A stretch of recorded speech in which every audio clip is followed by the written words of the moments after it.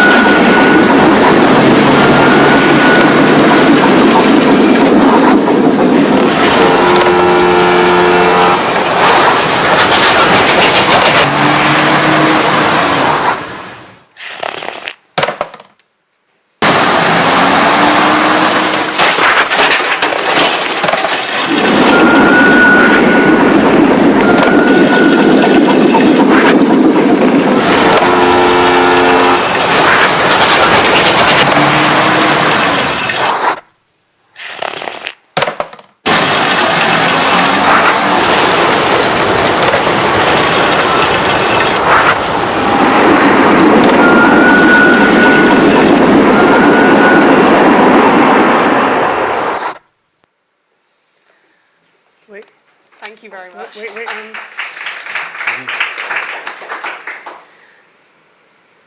So, this is ultimately a design issue. How do we redesign our supply chains, our economy, to set us up for this more sustainable future that avoids all that wasted emissions, all that wasted time and wasted money? What will it take to move from a system that is focused on a single product to a system that's focused on reuse? And I'd love to start off with Mark's point of view. Mark, what precedents have already been set that should give us hope that such a transition, a major transformation, is possible? Yeah, I'm not sure who was here yesterday. Show of hands. Anybody here from the opening last night? Okay, great. We covered a little bit of this, but I think we can dig deeper into it today, which is, preparing for this panel, I was thinking about, is there really precedent for behavior change? And I've seen it in a few different venues. I think one, let's look at how fast things can scale today. So when the telephone was originally, invented, it took 75 years to sell 100 million telephones around the world, which might seem like a lot or a little, depending if you think about this infrastructure then. When the smartphone came around, it took 16 years to sell 100 million smartphones, and for Apple, it took 3.5 years to sell 100 million iPhones. By the time we got to ChatGPT, it didn't just take 3 years, 2 years, or 1 year. It took 2 months. It took 2 months to get 100 million people onto that platform. And really my point in illustrating this is that we tend to think that we're really stuck in our habits, that what we do is unbreakable and unchangeable. And in some parts of our life, maybe that feels true. But as consumers, we are very pliable. We are highly influenced by the companies and the decisions they make. And we're also, all of that is powered by a global infrastructure that is destroying our world, but I also want to believe can be leveraged to help save it, and with better solutions like, I think, reuse. One other interesting tidbit on this was, I recently got deep into non-alcoholic beer and sort of the NA craze in the US. Actually, here in the UK, you're a little bit ahead of the US. I think dry January became a thing a little more recently for us. But I was really curious to know if drinking non-alcoholic spirits would actually lessen someone's alcohol consumption over time. Like, what do the data actually show, right? Because people can go, an alcoholic beer's design, if you want to say, much better than it was a decade ago. It's relatively indistinguishable as a product, but there's no alcohol in it. It costs the same amount, right?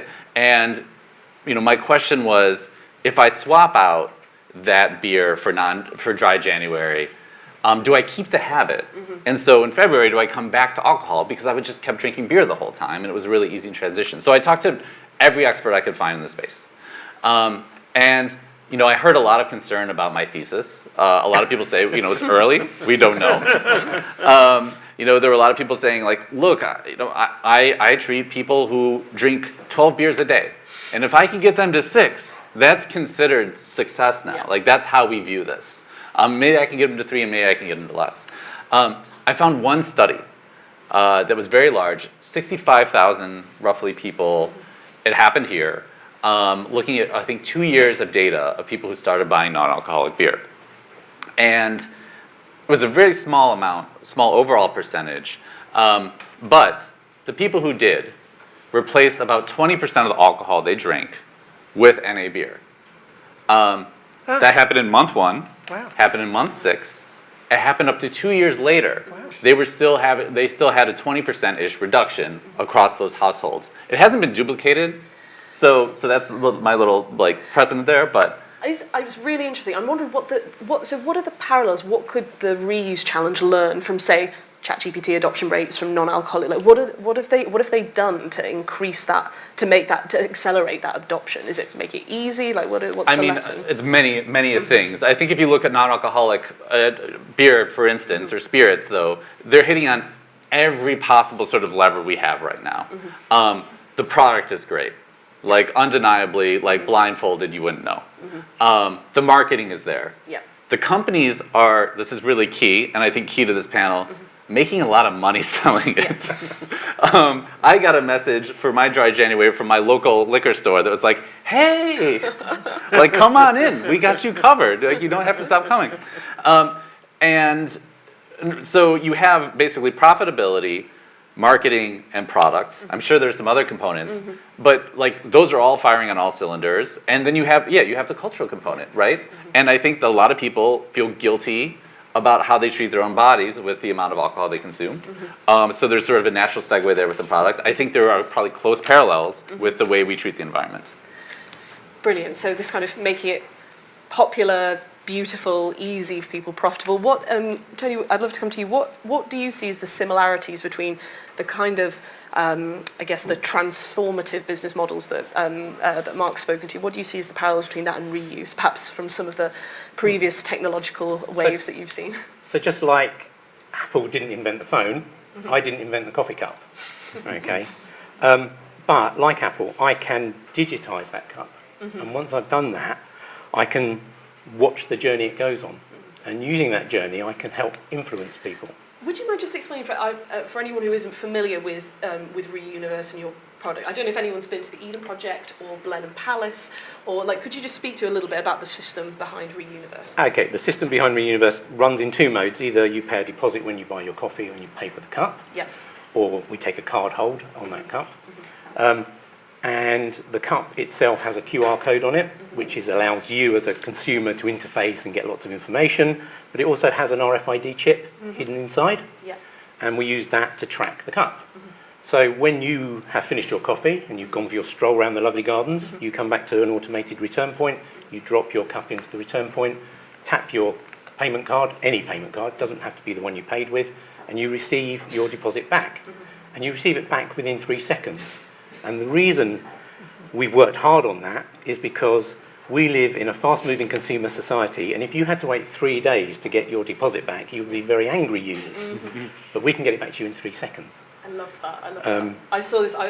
This system's fully rolled out at the Eden Project, where I was recently, and the dopamine hit from being like, "Oh, pop my coffee cup in. Oh, I got my money back." It's again this idea of making it fun, easy for people. So It's like you're making money by returning. Yeah. Right. You feel like you are. Yeah. You feel like you are. But the other side of that story is from the vendor's point of view, the Blenheim Palace and the Eden Project, they're actually, Blenheim Palace, for instance, got rid of 400,000 single-use cups. Okay. They were replaced with 15,000 reusable cups.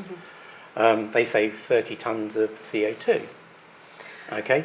They saved, in their second year of operation, £47,000. Wow. So if anyone tells you that reuse and circularity doesn't pay, they're not doing it right.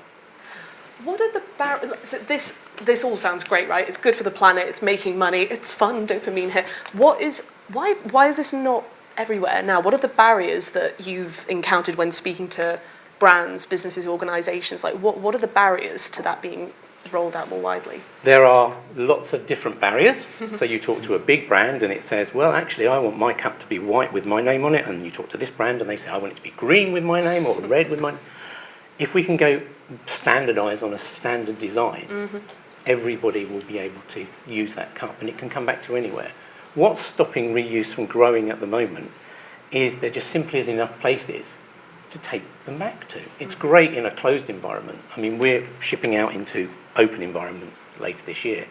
But it's all about driving the consumer to have the right behaviour. Now, any behavioural scientists in the room? No? Good, because I won't insult anyone then. You can get a room full of behavioural scientists and they'll all give you a different answer. But if you boil it down, people only return or recycle for two reasons. And the two reasons are need, I need to do it because I'm a good person and I want to do my bit, or greed, what's in it for me. Okay, those are the only two things, and if you can hit both of those, then you're halfway there. The other thing you have to do is remove faff. So Rachel, my head of marketing, came up with faff. Faff is, I don't want to download another app. I don't want to do this. I want it to be as easy as possible. We think we've cracked it. We've got it down to being as easy as simple use. You just go in and buy a coffee. That's it. And return the cup. Everything else is done for you automatically. You don't have to think about it. Ease. I love this, faff. We're anti-faff here today. Amy, I'd love to come to you in just a second, but just one final follow-up for Tony. What's the ambition beyond the coffee cup? Like, how do you see this going going further into FMCG? So for us, coffee cups are easy. Everybody understands what a coffee cup is. You use it every day. To give you some idea, we use 8 billion coffee cups in this country every year. That's enough to go around the moon. I think it was 8 times. But the real win is when we get into FMCG, and if you are a big producer of plastics, you can produce 1,000 shampoo bottles with cheap plastic that just goes off and pollutes the planet, or you could produce 1 bottle that could be used 1,000 times. And if you make it easy for people to use that, I mean, Lucy, you would probably go through a shampoo bottle in maybe a couple of weeks. It takes me a year. Okay, so but the system can cope with that. Brilliant. Thank you very much, Amy. I guess Tony spoke earlier about how we scale this, and I just wonder, what do you think? How do we set ourselves up for success? How do we design this system of reuse for success? Well, there's 3 things: culture, policy, money. We need them all. What do I mean by culture? Single use has to become as taboo as smoking. It has to be stupid. And there may be smokers here, I apologize. But it also has to be the joy of being part of something that's a solution to the things that are ailing our world. And here, come feel up later Tony's products. They feel better. And just a reminder that recycling is still single use. And, it's been held up culturally. Yesterday, we heard a very knowledgeable journalist talking about recycling as a solution. It's just not. I mean, in some cases it is. For end of life, it's very important. But it is this much in terms of a solution compared to reuse. And the second is policy. The polluter must pay. Right now, the people and the companies that profit from single use do not pay for the costs of the consequences of waste, pollution, climate chaos, and health impacts on all living things and ecosystems, including lower sperm counts. Hello, everybody here. And government can also incentivize reuse and disincentivize single use with a whole variety of policy levers. And then there's money. There's always money, right? So public and private investment are both needed. Government funds have supported the birth of most industries that we think of that are important.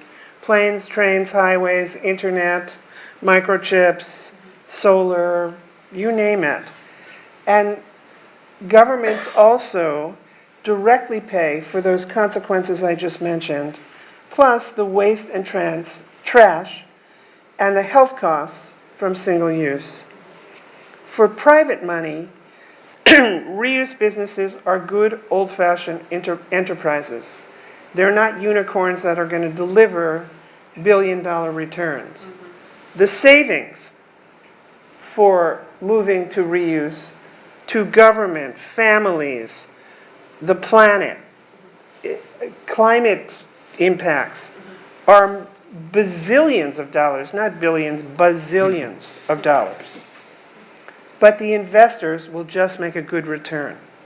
And so that's something that maybe at another time we can talk about what's wrong with our economic system, but those are some of the issues.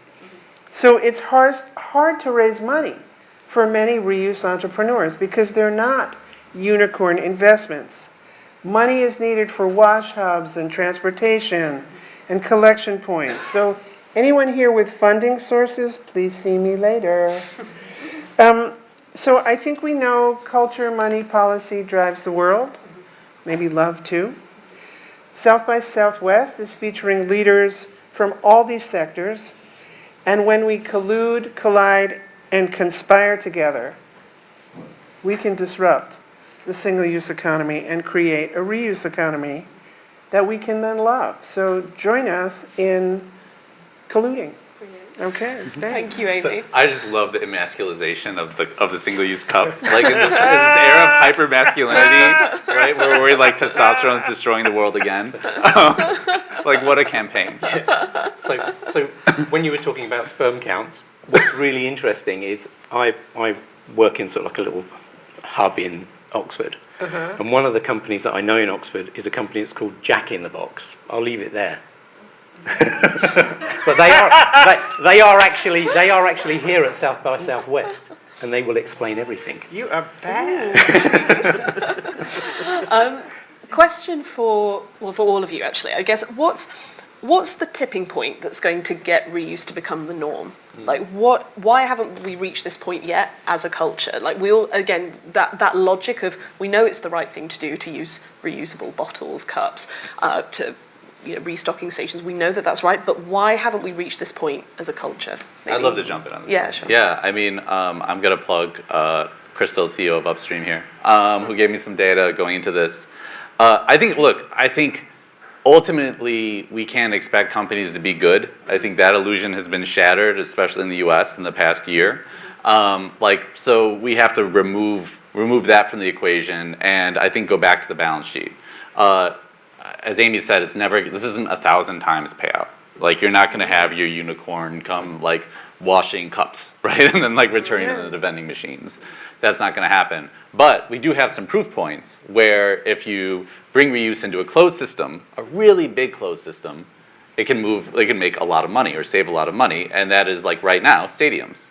I didn't even realize that our own LA Lakers use reusable cups. And within, I believe it's 2 years, is it 2 years? They pay for themselves, and then they're basically cutting a profit. And then, I'm just cribbing all of Crystal's notes here. But when you have that sort of base, right, you have that hub, you can essentially extend it to the rest of a city. And it's, like, to me, the irony is beautiful because stadiums are so terrible. Like, as polluters, they're so terrible. And if we want to talk about pollution, the built environment in concrete is responsible for so many CO2 emissions. So there's something, to me, kind of poetic about taking these spaces and using them to kind of, like, drive a green turnaround where red and blue states, like, get together, cheer on the same teams. And anyway, it's a little bit beautiful. Can I sort of, just riffing off what Mark is saying, in the United States next year, we're hosting FIFA. And we went with actually a variety of organizations, including the Green Sports Alliance and Upstream, and my organization, PR3, to the federal government, to the White House, et cetera, and State Department and the EPA. And everybody said, absolutely, the government wants to come in and help support bringing reuse to all these stadiums. And it means that it's a system, it's not a product, which makes it more complicated to do. So we had sort of the top people in the White House say, yes, we want to do this. And I'm telling you, not a penny moved. And it is because I can't tell you really why, but it was one of these things, like, it's so obvious. The Green Sports Alliance and FIFA all say they want to leave legacy infrastructure, and we couldn't get them to move, even though they all said yes. And this is the kind of thing is what's happening with the consumer goods companies, the same thing. And we were supposed to have a representative from a large one who unfortunately is ill, who could have spoken for or against whatever that industry's doing. But I think some of it's complicated in that it is a system change. It is a disruption. And disruption means somebody's got to be enough of a champion. Yes. And, one other thing, Claudette, my partner at PR3 is here. She and I were on a call a few years ago with a vice president of circularity at a big consumer brands company, and oh yes, we want to do this, oh great. And then he said, this is a guy who says, oh yes, we want to change our everything, and what's it going to take? And we said, well, probably 3 hours a week from an operations person, your marketing people, 3 hours a week from you, and it's going to take time. You're changing everything. And he said, well, I don't have time for that. It's like, well, then shut up. You don't really want to do that. And there's a lot of that. And, as we all know, when we work on things that we value, that are important, that seem like so obvious and close to our hearts, and even our bank books, and our families, and our health, and it's like, what's it going to take to step out of the box? This is a human nature story, that is an issue. And I think I go back to the culture. When it's taboo, there you we've go. cracked it. That's what I think. Tony, what would you add? So I think there are two things. One over here we have a thing called extended producer responsibility, Yes, that's the policy. which is a policy from government which says if you are making FMCG goods, such as the shampoo bottles I spoke about earlier, you are going to pay a tax on that bottle. Okay. Well, it's an EPA, it's a extended producer responsibility fee. It's a tax. It only goes one way. Taxes only ever go one way, and that's up. Okay. So if I make 1,000 bottles, I'm paying a tax on that 1,000 bottles. And what I do is I then pass it on to the retailer, who passes it on to the consumer. And so ultimately, we as consumers will end up paying that tax indirectly through that packaging. However, if you make a reusable packet, it only pays tax once. Okay, so it goes away, gets washed, comes back, gets sanitized, refilled, and away it goes again. But as a manufacturer, I've only paid the tax once. Okay, and so what we've been working on. I'm sorry, I love green as a tax loophole. Yeah. So what exactly? So what we've been working on is how do you get everybody in the food chain to win? So the manufacturer wins, okay, because he's paying much lower taxes on that. The retailer wins because if there's a deposit on that bottle, they're sitting on that deposit until it comes back. And the consumer wins because they always get their money back. So everybody's winning in that. So that's what we've got to get to a win-win-win culture. And the work that Amy and Claudette and the team at PR3 are doing is key to this, because what they're doing is setting standards. Because if we have standards, we can all work to the same rules. Because without standards, and I say this every time, and Claudette will start laughing now, without standards we have chaos, and when we have chaos, we don't win. Could you speak a little bit more to the PR3 standards, what they are, the role that they serve? Do you want to do that? Okay. So this is Claudette in my organization. We lead this work, but I would love to hear what Tony, who's very active in our standards development, says. Because I've been in IT over 40 years, so veteran means old. I understand that if you don't have standards, you do have chaos, and it goes back to the days when we all had we were all silos of data, and we couldn't send my data to you because your silo and my silo didn't understand. Now we have the internet, we can all do it. Okay, and that's because standards have evolved, and it's exactly the same for packaging. If we have a standard that if I, as a consumer, scan that code and it tells me who made it, where it came from, it could tell me how to recycle it or return it. The information is there, but we all have to work to that same standard. So the standards that PR3 are working on go right the way down to from the packaging to how you return it, what the return points are going to look like, how you can find information about what the packaging is actually made out of, if that's what you want to know. And that's really important. But from me as an operator point of view, it means that if I receive something that isn't in my network, or in my world, and I find a piece of packaging, at least I can inquire against that standard and find out whose it is and where it should be going. So How did you do, Amy? Brilliant. and I would like to add something if you're done, but I'm done. This is such a delight to have one of our colleagues and partners. Thank you. But I guess the only thing that I would add is that the way we've been developing these standards is somewhat unique in that we understand, like what you were saying, it has to be win-win-win. And I think this might be the first time this has happened in history, in that we have an 80-plus member panel I think a few of them are here actually.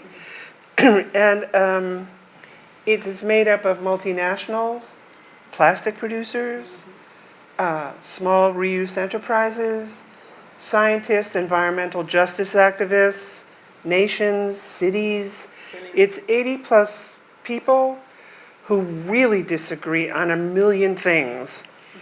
And That which sounds is, fun for you. but how are you going to get to standards that will be adopted unless you have that wide berth of stakeholders, all of whom have to win Yes. in order, maybe not Exxon, but everybody else. That's how you make standards that will be adopted globally. And we're working actively, we're in partnership with Canada, so our standards will be both American and Canadian. We have 7 standards and they're on their way to being fully finalized. But we also have representatives from China, Australia, Brilliant. Chile, other countries we are anticipating will adopt them. But it is, I mean, imagine we have environmental scientists and multinationals agreeing so that when, unfortunately, the person from the multinational who isn't here brought 275 companies to advocate for the plastic treaty, the UN Global Plastic Treaty, they referred to standards and annexed our standards Brilliant. as the ones, because we are the only global standards working to develop the rules blueprint for this system, and also because it is so widely understood. And the other thing is that we believe that as reuse moves into electronics and textiles, this methodology of developing standards and some of our standards per se can be transferable. So. Brilliant. That's a good It's mark. wonderful to hear the markets that you've got from around the world engaging this. I was going to ask, it's lovely having a global panel, like at a kind of national, regional level, what barriers you guys have encountered previously, but it sounds like, I don't know if you can speak to that. We are global, we Yeah. are, you know, we have partners everywhere, maybe except for Russia. Onwards and upwards. I've got one final question for Mark before. I'd love to get some questions from the floor in a second. But I guess, we've spoken about the importance of standards. We've spoken about the importance of creating taboo around single-use packaging. What about, I guess I'm thinking about the rebranding of reuse. What's the kind of cultural change that's needed to shift people from kind of thinking downstream to upstream? What precedents have been set? Yeah, I mean, you know, you don't have to go far to reach the recycling symbol, which, you know, part of what PR3 is doing is creating a symbol and having a global competition for a logo for reuse. The recycling symbol, look, it's been sort of mistreated and sort of co-opted in bad ways. That whole number in the middle was never meant to be there. But it's a really big design success story. If you go to, like, it was born in 1970 from a college student. He was basically went on to become an architect, but he entered, you know, a contest run by a cardboard company, and you know, he designed this logo. He had originally used the logo in his own presentation he made for school, which was about circularity of wastewater. And so when this challenge came up, he was like, I'll just kind of steal it from myself, right? He draws it out. It looks too flat. But right now, I think, close your eyes really fast. You can picture it in your head, right? Like, I don't have to describe the symbol. You probably can't picture a Klondike bar like logo. If you were to like try to picture Pepsi, I think like what's the swirl doing? What's that globe doing right now? But I think you could pretty much draw the recycling symbol. And anyway, he took this flat symbol, made it just a little bit 3D, just added that little bit of folding that was inspired by paper roll, which he saw when he was like a kid. And it ended up being this just super high contrast, just visually interesting enough symbol that can be read from like a mile away. And its brand recognition is on par with, you know, Pepsi, or sorry, Coca-Cola, or any of like the most known brands around the globe. But I have to interrupt, I'm sorry. Yes, go ahead. Because the symbol and its ubiquity is successful, but recycling is not. Recycling is not, there are many issues right, with recycling that I think we don't really have enough time to sort of break down the rest of the panel. I do think the addition of the number in the middle, which I believe happened in the 1990s due to various CPG companies trying to sneak in that their products were recyclable when no recycling manufacturer could actually accept them in recycling. I think that really broke it, at least in the US. But it's the rebranding that's the but success it's still story. recognizable to people, right? And I think that's a powerful anchor, and we don't really have a stronger one in terms of environmental branding that I know. So again, Until now. it's imperfect, but yeah, it gives me some sense of hope, though, right? Like we have some success stories in this space, even if we're like kind of in a losing battle right now. Brilliant. And Amy, do you want to add any more about this competition, which if any of you if you are designers or know designers, that would definitely be worth looking at?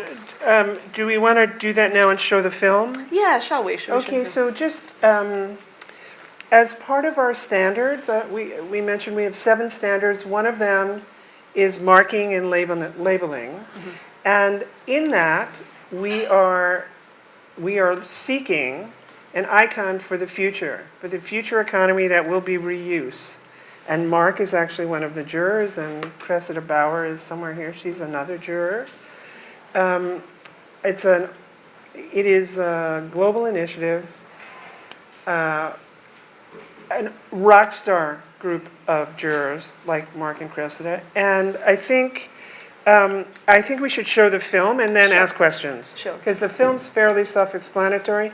But most importantly, if you are a designer or your best friend, anybody is a designer, please submit your ideas for this icon. The information will be on this video. And just so you know, June 15th is the new deadline for submissions. And roll them, please. Brilliant.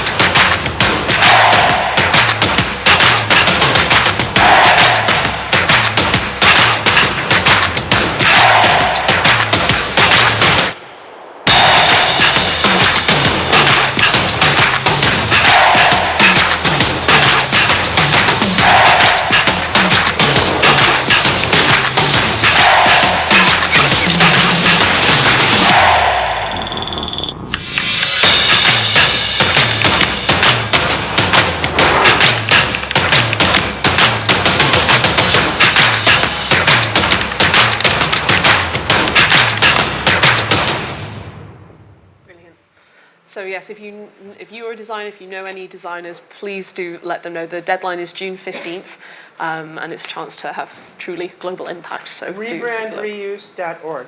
Rebrandreuse.org. Brilliant. I'd love to ask if we have any questions from the floor. We'll take 2 or 3. I believe that there is a roving mic somewhere, and I'm hoping it's going to miraculously float its way towards the gentleman here. Is there a roving mic? It's just emerging. A little bit of theatre there. So there's the gentleman here. Do I see any other hands? In fact, there's 2 at the back. Sorry, it's quite bright lights. I can only really see the front row. Well, then we'll start with this gentleman here. Hello, thank you so much. My name's Guy Clark. I'm a sustainability consultant with Voice Academy. And I'd just love to ask, especially, I guess, PR3, how you guys are getting the turkeys to vote for Christmas, selling fewer disposable cups. Selling one reusable bottle means you're selling a lot less disposable bottles, and presumably that's an economic challenge for those companies. And one of the reasons I'm particularly interested is because that's replicable across all the industries we see that are overproducing and need to be producing less. Well, I'm not sure I understand the question. I'm sorry. Are companies resistant to the idea of selling one reusable bottle rather than profiting from selling 1,000 disposable cups? I think that Some of them are, of course. But if you are a consumer goods company or Starbucks, the truth is you're going to make the same profit. It's going to the win-win-win, as I said, maybe not Exxon. And, for the fossil fuel industry in particular, 40% of their new infrastructure is earmarked for plastic, and about 42% of that is for packaging. So there's a large industry which has besmirched the planet, and yes, they don't like it. There are also some other companies that are working with us, and our hope actually is to have them change their business model. Our aim is not to put anybody out of business. Our aim is to collaborate and collude, as I said before, in that, the telephone companies have had to change. The cable companies are having to change. The movie company, every kind of company is changing in this world. These companies have to change as well. Can I add something? Yeah, sure. Okay, we have talked to one of a company, I'm not going to say their name, who are one of the biggest producers or sellers of single-use cups. And we actually sat down with them and worked out with them that they would actually make more money by selling reusable cups and being part of the system than just constantly throwing out single-use cups. Which was surprising for them and us. Well, plastic bags are a penny product, right? Like literally, it costs about a penny or less to produce a plastic bag. It's a very low margin product. Nobody really wants to be in the low margin product business if they have another option. But to Amy's point, the decision makers, in terms of lobbies and things, maybe the plastic industry, but truly the buying power exists within companies like Nestle and PepsiCo, which are both part of the sort of standards, the Global Reuse Board. And they're the ones who are going to companies and saying, we have X bajillion dollars to buy your cups. So if they have a different motivation, then that industry sort of it sweeps the leg of that industry, more or less. Brilliant. Thank you. I think there were two more questions towards the back of the room. I can see see some a float. thing. In fact, there are three, so I think we've got plenty of time. We'll start with perhaps the back row then. Great. Hi, thank you very much. So I was wondering, I am the kind of person who is literally walking around with a cup made of china. This thing is heavy, you better not drop it. I've been carrying this with me in my travels. I'm like traditional nomad, the person, for like over 3 years now. I call it my travel cup. It's beautiful, I'm emotionally attached, obviously. But I was wondering, is there not a chance that someone could create a cup that is foldable? Not like to zero, but like to like this much, like, I don't know, is that inches? I'm a centimeter nation kind of person. That I could easily carry around instead of having this also very beautiful bag, but you get my idea. Because that, I think, is one of the super advantages of single use. You don't have to carry it around. You don't have to walk around with this all day. If you have single use, you just throw it away and get a new one. But if it was easier to carry it around and just like the top side of the cup, maybe that would help. So first of all, that's my dream. But the other thing is, I want to be clear, and I'm not sure we explained this. We anticipate that as reuse grows, there will be collection points everywhere. So I'm not going to walk around with a coffee cup dribbling. I don't mind taking it home and putting it into my dishwasher. I don't need, we have that in Germany. It's called Recap. You can buy your coffee at gas stations, a bakery, whatever. You get the cup, pay €1 extra, and the next place that you see, you just drop it off, get your euro, gone. Perfect. That's it. Or you take it home, my friends have 3 or 4. But for a lot of people, they need these collection points. Yeah. They're not in a car, they're not, they're going to be walking around all day. You need collection points in the park, in the subway, on the street. You're better than most people. Yes. No, I was not trying to be You're the 20%. Not even 2%. Yeah. It's 4%. Hubbub did some research, so people that actually use reusable cups and take them from home. It's only 4% of people. So it's very low percentage. Tony, would you add anything to that? So why are we doing these reusable cups? Or the system, why did we develop the system? We've all got keepy cups. I've got loads of keepy cups in my cupboard because I buy a keepy cup because I want to be good, and then I take it home and I put it in the shelf and I forget to take it the next day, and I then have to buy another keepy cup or a single-use cup, which I really don't like doing. Whereas a reusable cup gives you the flexibility of a single-use cup, but the sustainability of a keepy cup. Yeah. And that's what the goal is. I mean, it's not a radical idea, just like every restaurant was 50 years ago. Yeah. Yes. Right? But we're distributing a system. We have to undo the single-use habit we have. We do. With an incredibly large, complex system. So it's absurd. Don't get me wrong, but we live in absurdity. Yeah, exactly. Especially we do. I think we had one more question at the back, and then I'll come to this gentleman here. There was another one right at the back, Hi. I've got the mic, so I'll ask a question. I'm Kat from the Design Council. We've got a ambition or a goal to upskill 1 million designers in green skills by 2030. So my question to you all is, I love the design challenge, and we will definitely share it with our network, but what would you say are the key skills that designers of all sorts, graphic designers, product designers, service designers, need to be part of the reuse revolution? I'll start with Mark and then come along the road. I mean, I would say saying that you're environmentally conscious within design, I think most designers would say it, most designers attempt it. What's hard is when they answer to that middle manager who looks at the balance sheet. I know I keep saying this, but I can't tell you how often I've heard from designers quietly that they just can't get a great idea that they know can scale through. And I think environmental stuff is basically the first to be cut, right? Especially in the US right now. But my other thought on this is we do have, basically every designer today, as you know, is using AI tools. 2 years ago, they were all really freaked out by them. And now it's well, that just saved me a lot of time. Obviously, there's a cost to using those tools that's pretty hefty to our environment right now. I think some of that will go down over time. It's another discussion.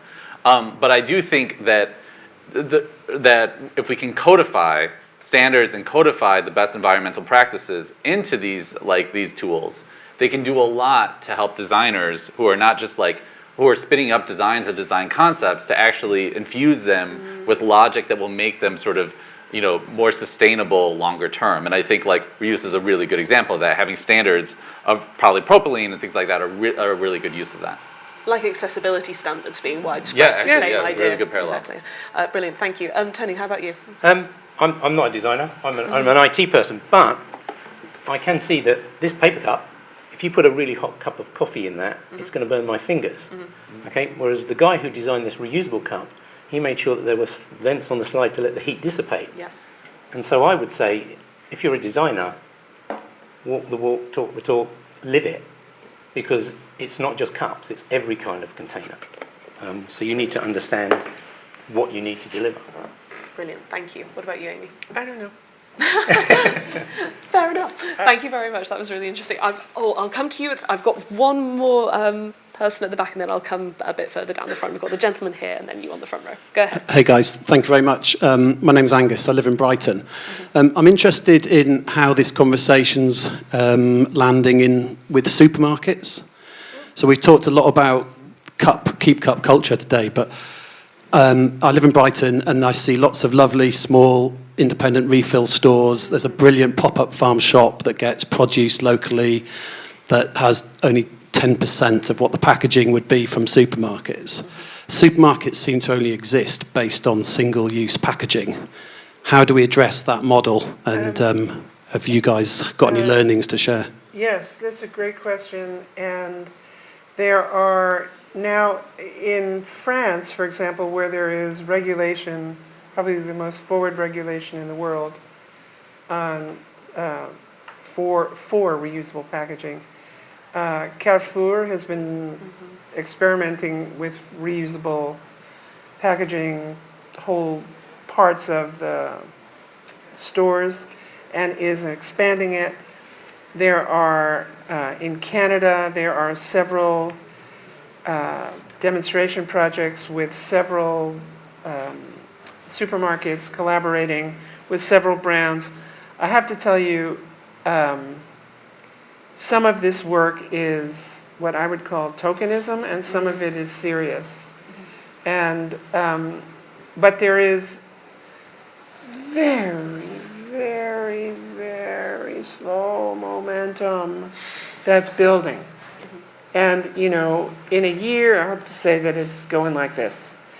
There is a group called the Consumer Goods Forum, which is 400 plus of the work. It's the consumer goods industry. Half are retailers, half are brands. And they are just beginning. But they are beginning. You know, I actually have a long relationship with them, almost 20 years. And Claudette and I have been working with them, trying to work with them for the 6 years since we founded PR3. And only now can I say there's a little momentum. It's a little more complicated than a cup because the products need to be refilled in what's called a co-packing station. It's not much better. I'll tell you one weird thing that's on our side. You heard me say it. Tariffs. Because reuse shortens supply chains and avoids a lot of the scary things with tariffs that also, you know, it does a lot of things that are good for the economy, local economic development, et cetera, lowering waste charges for cities. So the supermarkets are just now moving, but just now. Is there anything you'd add to I was going to say, refill at supermarkets. Refill generally. Go back to store and refill your container. But I wasn't talking about refill, though. Yeah, I'm just... Okay. But that's the 20% of the good people. Okay, no behavioural scientist, so I can say this. 20% of the good people, great. 20% of people are bad. They're the bad people. They get in the car, they drive to the drive-through, they get the packet, and they throw it out the window, and they drive off. Bang, on the floor, gone. 60% of people can be influenced. We need to influence the 60% to be as good as the 20% that are good. Okay, refill doesn't really work because people have this hesitancy. It works for like soap, maybe, if you're happy. But when you get to the, you know, cornflakes or the Cocoa Pops, most of it ends up on the floor in the store. So that's why it's much better to refill off-site. Well, which sort of, I'm glad you brought that up, because the difference between refill and reuse, some things are maybe okay for refill, but for the most part, as Tony said, the things, you know, it's messy on the floor, you're going to slip and crunch on the Cocoa Puffs, and it's just a better thing, but it does have to go to a co-packing plant, which will localize supply chains. So there's a lot of things going for it. I would just say on your point, though, I framed it as a, like, good or bad earlier, but I actually think it's just that everybody's lazy. Yeah. And like the best designs, like the phrase like designers often use, right, is remove friction. Yeah. And the more friction you can remove, like the more adoption you'll get. Samsung designs its interface to be as fast as possible. Like they have stopwatches there and they're watching. Canva, design tool, did the exact same thing. It's not necessarily about speed, but it is about like removing all barriers. And I think that takes the value proposition off the table. And that's what like good design is, right? It just like scales to everyone. It just makes the most sense. Thank you. I'd love to come to this. Have you got the microphone just down on the middle aisle there? Then we'll come to the front row before we close. Go ahead.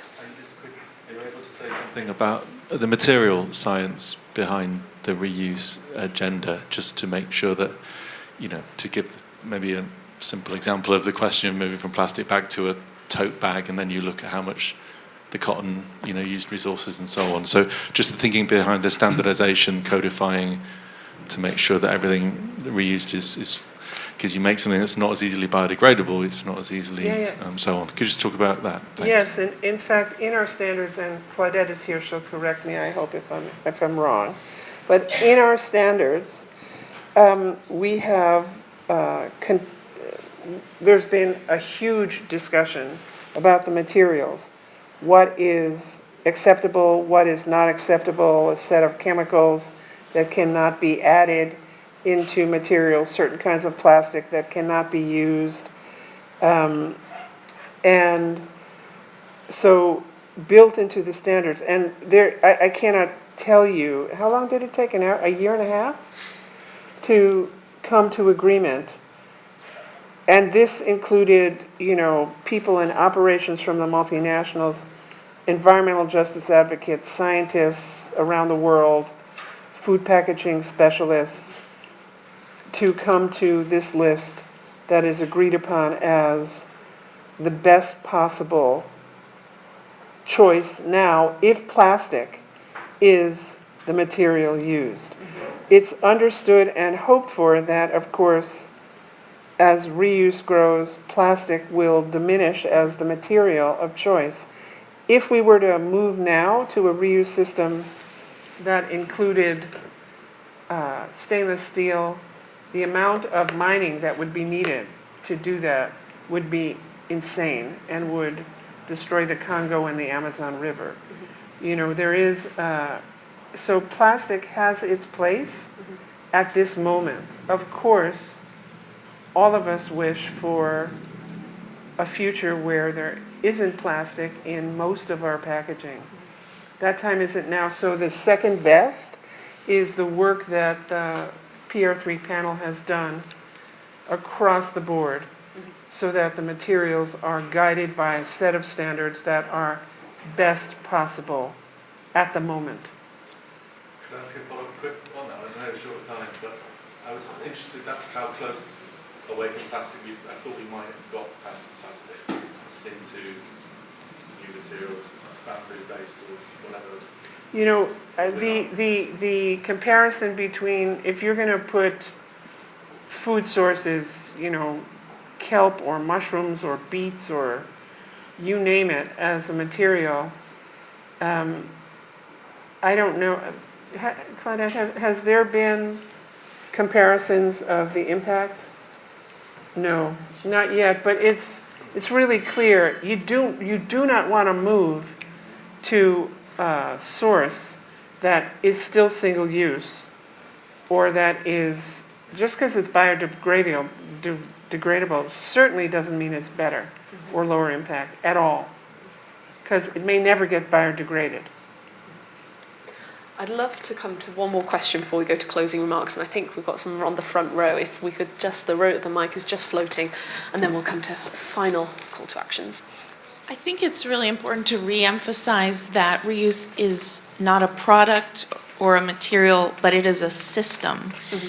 And we're talking a lot, there's a lot of focus on the cup itself. Mm-hmm. But I want to remind everyone that, if we're trying to reach the 60 to 80% of people for whom maybe the environment is not the top of their mind, or they're lazy, what we need to think about is the design of the infrastructure, the collection. We need to be able to roll our reusables to the curb, just like trash and recycling. My question is, I think there's something I haven't heard here at all today. It has very much to do with design. And that is, the thing that makes people have the greatest sense of well-being is to be part of something bigger than themselves. And when you have a disposable cup, that is a commodity. That is a cost center for your company. But once you switch to reusable, it becomes an asset. That is now something shared by a community. It doesn't belong to you. It becomes an asset that circulates in your community, creating a system of community and care. And I think that reuse brings more joy to people, and that's not something we're talking a lot about environment and sustainability, and that's just not relatable. And I think it may be love that actually saves the world. So can you tell me more about why is this not part of the discussion? That's the first thing I said. I would love, I'm conscious of time, I would love for each panelist to respond to that with one closing call to action with that question in mind. I would say absolutely, positive reinforcement drives behavior change. And I would say if from a clinical psychologist sort of standpoint, cognitive psychologist standpoint, they would probably call that positive reinforcement. It's a little less heart-filling, but it does sort of scratch that itch. I would just say this really fast, which is that in the U.S. there was a really big, there's an example where we transitioned to reusable bags, and various chains were trying to do it. In a grocery store, basically, originally they were saying hey, we'll give you 5 cents for every bag you bring, and adoption rates were low. And when they said we're going to charge you 5 cents, adoption rates grew. And negative reinforcement is like not supposed to work better. Positive reinforcement is supposed to work better. I do think there's a role for both within design. I hate to say, and within this field. Brilliant. Thank you, Mark. Tony, closing thought? When reuse becomes the norm, everybody will accept it as the norm. And I'm going to say this because I promised I would say this, but my hero in IT is a lady called Grace Hopper, or Rear Admiral Grace Hopper to give her full title. She was right in at the beginning of IT, but she came out with some words which I've taken all the way through my career, which is the worst words in the language are because we've always done it this way. We don't have to do it this way. There are other ways to do it. You just need to sit and think about it. Thank you, Tony.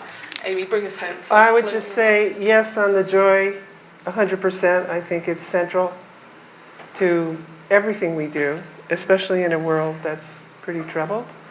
And please remember to tell all your friends, rebrandreuse.org, and the new deadline is June 15th, and we are looking for your icons of the future. Brilliant. Thank you all so much. Brilliant. Have a great rest of the day. Thank you.